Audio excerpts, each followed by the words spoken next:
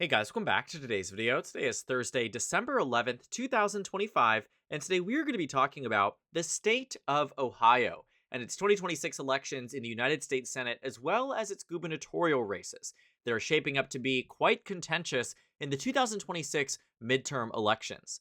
Emerson College was one of the top pollsters in Ohio in the last cycle. In the 2024 election, they accurately predicted that Donald Trump would win the state of Ohio, as well as Bernie Moreno, who on the average was only up by about 1 point or 2 points, depending on the group you were looking at. Even 270 to win had Sherrod Brown in the lead. But in the data, in the final set of polling that Emerson College released, they had Bernie Moreno up roughly 4 points to Sherrod Brown in the state, that by the time we had reached the final days of the election, Bernie Moreno would go on to win by roughly 4 points. And now Emerson College is telling us that Republicans will in fact win both races in 2026, but that the race is a dead heat. Actually, I'm wrong. I was incorrectly reading the numbers on the governor level, but they say that the Democrats are actually now in the advantage in the governor's race, but the Senate race is not as great for the Democrats as they might have hoped coming off the 2025 season. But it doesn't really change much of our understanding about Ohio. I made a Senate election prediction just a few days ago, and I had Ohio as a lean red state. And that's largely what Emerson College had indicated back in August, and largely what they are indicating today. But the focus here really is, when it comes down to the governor's race and the Senate race, it is far closer than the Republicans could have hoped for. And the governor's race has seen a dramatic change in events where Amy Acton, the Democratic presumptive nominee, will not face a major challenger for this nomination, is up roughly 1 point against Vivek Ramaswamy in the 2026 election year after being down 10 back in August. And I think it speaks to the fact that the Republican Party right now in Ohio is losing ground amongst voters, just as they are all across the country. It's no doubt that the numbers in terms of Donald Trump's approval have been a contributing factor into why the data looked good for Republicans back then, but looks a lot worse today. When you look at the numbers back in August, around the time that this poll was fielded in early August of 2025, Donald Trump's approval rating was hovering around negative 12 points. Today, it's at negative 16. And when you look at some of the numbers that had indicated that Ramaswamy was up in earlier on times in this year, especially around January and February when Donald Trump was approved of on the national level, the numbers now completely make sense based on what we've seen, the trajectory away from the president of the United States. Now, Ohio is still going to be an immensely tough state for the Democratic Party. As we see in the Senate race here, Sherrod Brown is still down roughly 3 points to the former lieutenant governor and now incumbent Senator John Husted in the state of Ohio. And I think it kind of makes sense. Vivek Ramaswamy was always going to be the more vulnerable Republican. We knew that from the very beginning, and the race that he was running for was always going to be conducive to a more competitive battleground. The governor's race is typically the one that voters can decouple from what's happening on the national stage, whether that's a presidential election, whether that's a Senate race.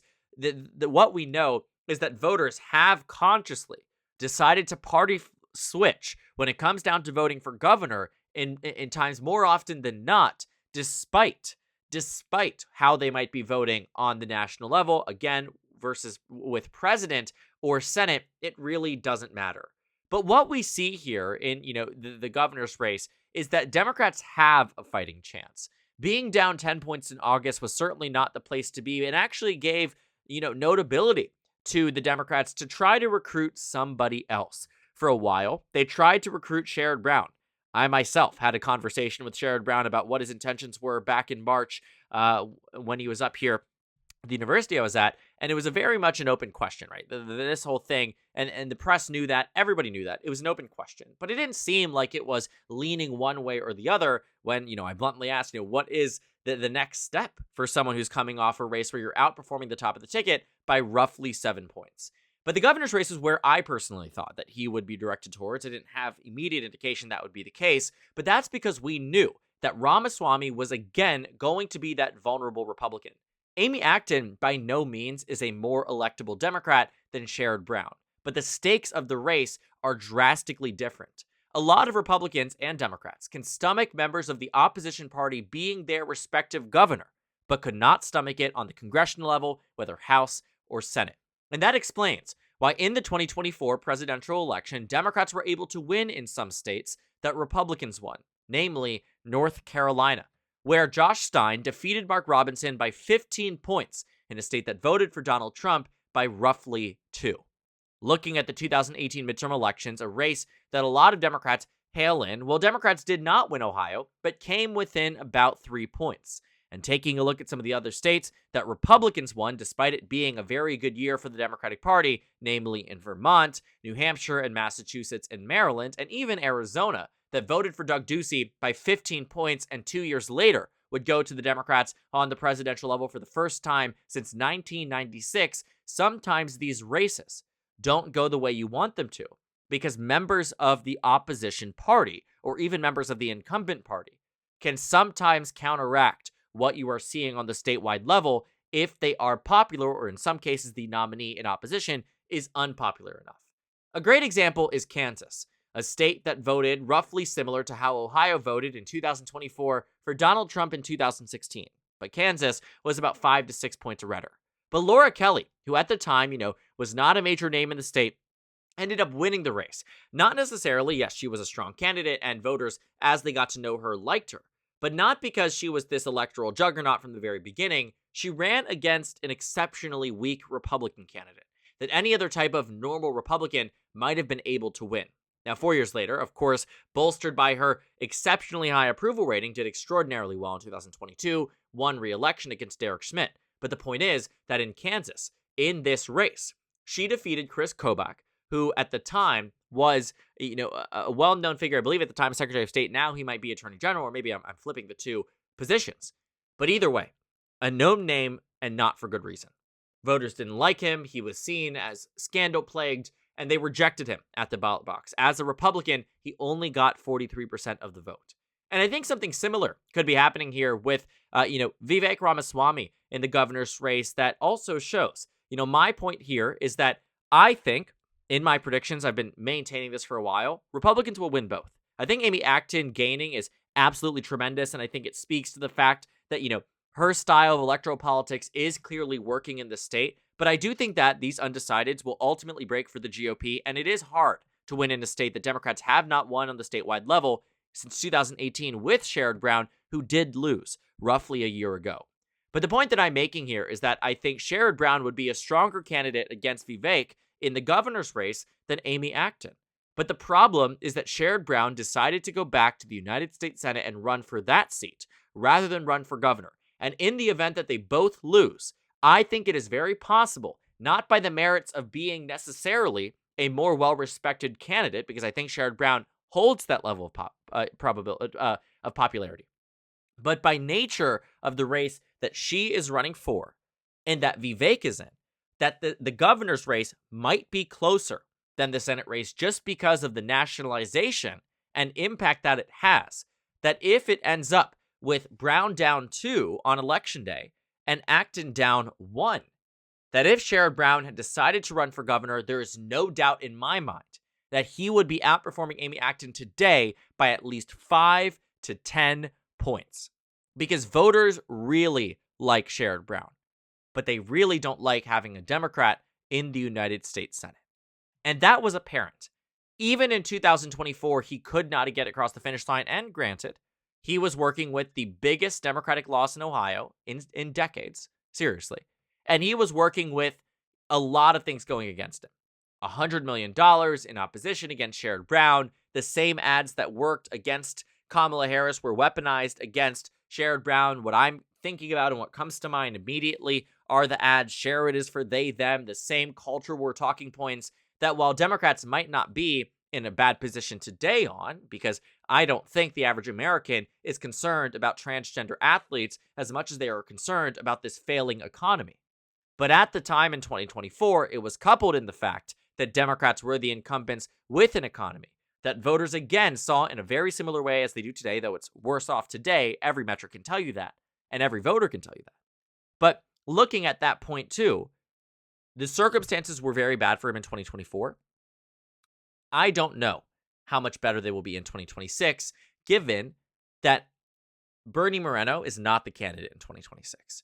Because undeniably, Trump is far less popular than he was in 2024. The numbers aren't great, and yet Sherrod Brown is still losing. I think a lot of Democrats are really trying to understand why is it that Amy Acton can get this part and get across the finish line in this hypothetical. In the most accurate poll from 2024 in the state, and Sherrod Brown is down 3.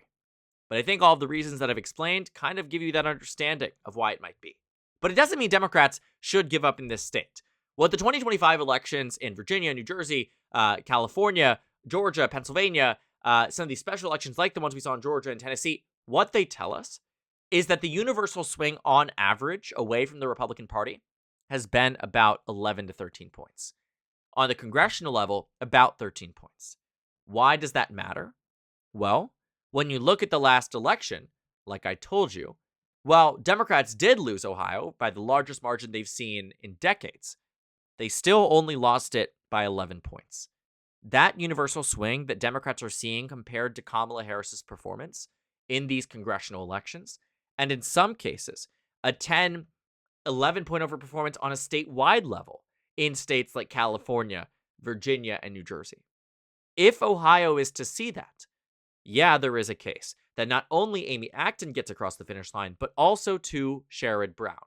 And while I do think a year out in advance, I'd rather be the Republicans in this race, I am reminded that on this channel, we have covered a multitude of races, that in the final year leading up to the general, the initial year out estimation, even in some of the more secure races, can be wrong. In Georgia, for instance, in 2019, you can go back to my channel. I have all these videos up because I stand by what my position was at that point in time. But Jon Ossoff, who is now heralded as this hypothetical candidate for president in 2028, was running for Senate in 2020. He announced in 2019, and we wrote him off, as many people did, and I think wrongfully so, as a sacrificial lamb. Why? He was running against David Perdue, who had a lot of personal fortune and had a lot of money on his side. He's someone who had won statewide by 7 points in 2014 and had the means to win again. Jon Ossoff had never been in elected office.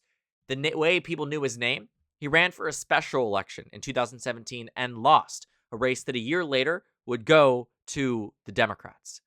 But then 3 years after that special election, he went on to win the Georgia Senate race, and now is probably going to win re-election by over 5 points. So all to say that looking at, some of these circumstances, it is very possible that the initial estimation from Emerson College right now could be wrong, and that the one in the governor's race might be even more advantageous to the Democrats by election day. We really don't know.